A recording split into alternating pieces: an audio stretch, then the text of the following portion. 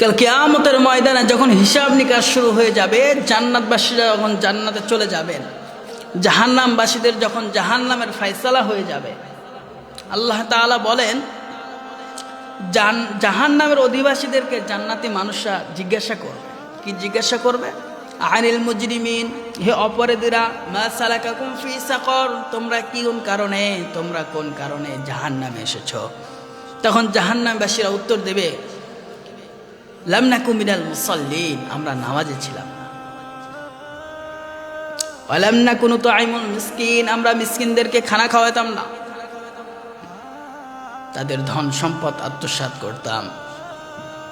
তাহলে অধিকাংশ মানুষ জাহান্নামে যে যাবে সেটা কিসের কারণে?